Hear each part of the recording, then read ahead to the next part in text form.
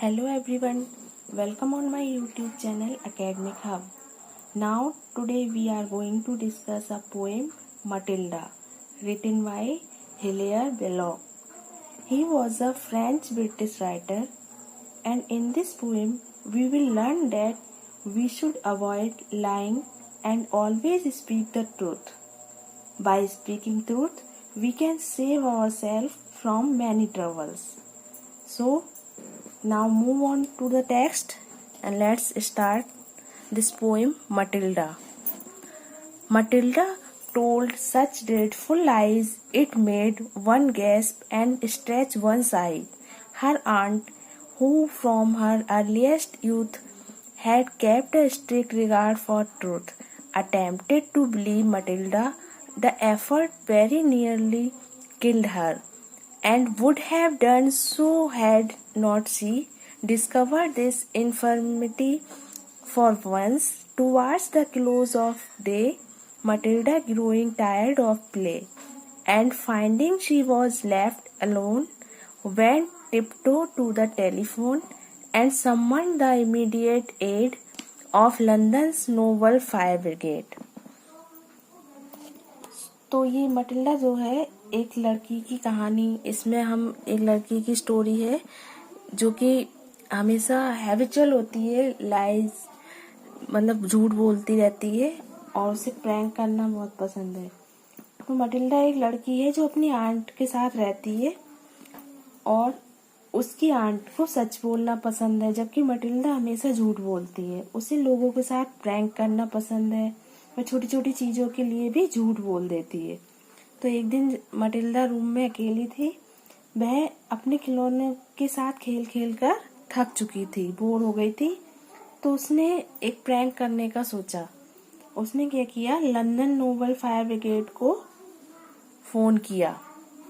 वह चुपचाप पहले तो जाकर टेलीफोन के पास बैठ गई और फिर धीरे से उसने फोन मिला लिया और फिर फायर ब्रिगेड को क्या बोला कि उसने कहा कि घर में आग लग गई है और उसकी आंटी और वो अकेले हैं, उनको बचाने के लिए जल्दी से आ जाइए। तो आप जानते हैं कि वो हैबिचुअल लायर थी, मतलब झूठ बोलने की आदी थी। तो उसको वह इस समय प्रैंक कर रही थी क्योंकि कोई आग नहीं लगी थी घर में, वो केवल झूठ बोल रही थी। नेक्स्ट है आपका ये पैराग्राफ, आपका यहाँ तक फायर ब्रिगेड तक हो गया। नेक्स्ट है आपका with in an hour the Gallant band were pouring in one every hand from Patni Hackney down and वो with courage high and hearts aglow. They galloped, roaring through the town. Matilda's house is burning down. Inspired by British cheers and loud proceeding from the frenzied crowd, they ran their ladders through a score of windows on the wall room floor and took particular pains to souse the pictures up and down the house until Matilda's aunt succeeded in showing them they were not needed, and even then she had to pay to get the man to go away. अब next paragraph में हम देखेंगे कि इसमें क्या होता है। With in an hour से लेके यहाँ से देखेंगे towards the close of the within an hour the gallant band were pouring in on every hand. और उसके बाद क्या होता है कि वो फोन मिला देती है तो फायर ब्रिगेड की गाड़ियां आ जाती हैं और वो जब आती है तो वो देखती है चारों ओर कि भाई कहाँ आग लगी है, लेकिन उनको कोई आग दिखाई नहीं देती है क्योंकि आग लगी ही नहीं थी। लेकिन उनको अपनी ड्यूटी करनी होती है तो वो फोन कॉल के बाद तुरंत आ जाते हैं 1 घंटे के अंदर। और फिर वो क्या करते हैं, आते ही पूरे घर पर पानी डालना स्टार्ट कर देते हैं और पानी विंडोज से वो पानी अंदर डालते हैं कि हॉल में आग लगी है तो वो सब जो भी अंदर लोग हैं पहले वो बच जाएं। जब उसकी आंटी देखती है कि सब जगह पानी फेंका जा रहा है तो फिर क्या होता है कि और Windows on the wall, room floor and took peculiar pains to souse the pictures up and down the house। उसके बाद जो पेंटिंग्स लगी होती हैं उन पे डालते हैं वो पानी। तो उसके बाद उसकी आंटी निकल कर आती हैं, उन्होंने कहा ये क्या हो रहा है भाई, देखें पानी क्यों फेंका जा रहा है, क्योंकि उनको तो कुछ पता ही नहीं होता है।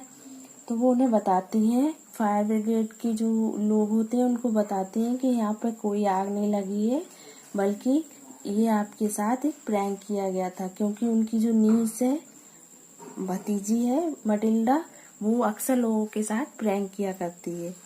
उन्होंने ये भी बताया कि वो एक हैबिचुअल लायर है और लेकिन उस सिचुएशन को हैंडल करना उनके लिए बहुत ज़्यादा मुश्किल था, क्योंकि वो लोग आ गए थे और उनको संभालना, जबकि कोई आग नहीं लगी थी, तो वो गुस्सा कर रहे थे, तो उनको हैंडल करना बहुत ही मुश्किल पड़ा।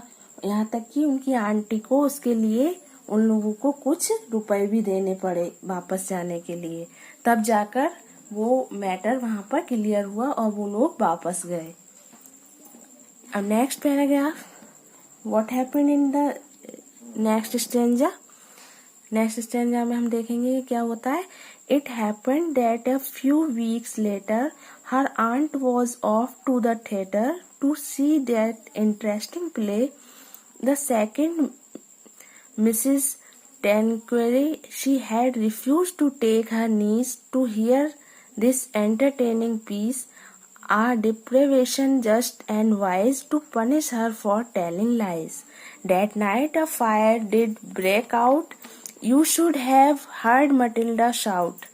You should have heard her scream and bawl, and through the window up and call to people passing in the street, the rapidly increasing heat encouraging her to obtain their confidence, but all in vain, for every time she shouted fire, then they only answered little liar, and therefore when her aunt returned, Matilda and the house were burned। यहाँ से हम फिर देखेंगे ये stanza, it happened that a few weeks letter.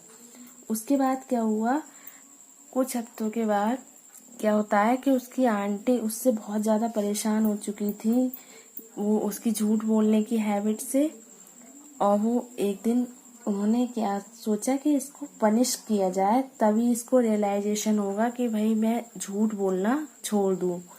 तो वो उसको punish करना चाहती थी, इसलिए वो उसको घर में अकेला बंद करके उसको सबक सिखाने के लिए चली जाती हैं। और वो उनका मोटिव केवल यही था कि वो उसको रियलाइज हो कि वो झूठ बोलकर उसने मिस्टेक की है। तो क्या होता है, जब वो सच में अकेली होती है उस दिन घर में, उसको अकेला छोड़ देती है वो, कि इसको थोड़ा सा अपनी मिस्टेक का एहसास हो, तो उसको अकेला छोड़ती है। उस रात क्या होता है, घर में सच में आग लग जाती है। तो मटिल्डा चिल्लाती है हेल्प के लिए, ये आप इसमें देखेंगे। That night a fire did break out. You should have heard Matilda shout. You should have heard her scream and bawl, and through the window up and call. अब क्या होता है, to people passing in the street, the rapidly increasing heat encouraging to obtain their confidence, but all in vain, for every time she shouted fire. जब वो help के लिए चिल्लाती है तो उसके घर के सामने से लोग गुजर जाते हैं, लेकिन उस पर ध्यान ही नहीं देते। क्यों नहीं देते हैं, क्योंकि वो मोस्टली यही करती थी, प्रैंक करती थी सबके साथ, झूठ बोलती थी, तो लोगों को बिलीव ही नहीं होता है कि सच में कुछ हुआ होगा इसके यहाँ, और विश्वास ही नहीं करते। वो जानते हैं कि हैबिचुअल लायर है, ये हमेशा ही झूठ बोलती है और इस बार भी कोई नया प्रैंक कर रही होगी, है ना। तो so what happened, it's result, इसका रिजल्ट क्या होता है कि आप देखेंगे इसमें, they only answer little liar, वो केवल ये कहते हैं ये तो ऐसी झूठ बोलती है हमेशा, है ना।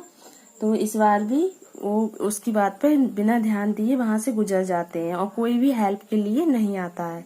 And therefore when her aunt return, Matilda and the house were burn. और इसका क्या नतीजा होता है, मटिल्डा और उसका घर दोनों ही जल जाते हैं। जब उसकी आंटी वापस आती है तो देखती है कि उनका घर जल चुका है और मटिल्डा की भी डेथ हो चुकी है जलने के कारण। तो आपने देखा कि झूठ बोलने की आदत की वजह से उसने अपनी जान गंवा दी। हमें हमेशा हर सिचुएशन में सच बोलने की कोशिश करनी चाहिए, झूठ बोलना हमें अवॉइड करना चाहिए। और अगर हमें कभी झूठ बोलना पड़ा है तो हमें इस चीज़ का रियलाइजेशन भी होना चाहिए, जिससे कि हम किसी मुसीबत में आगे नहीं फंसे।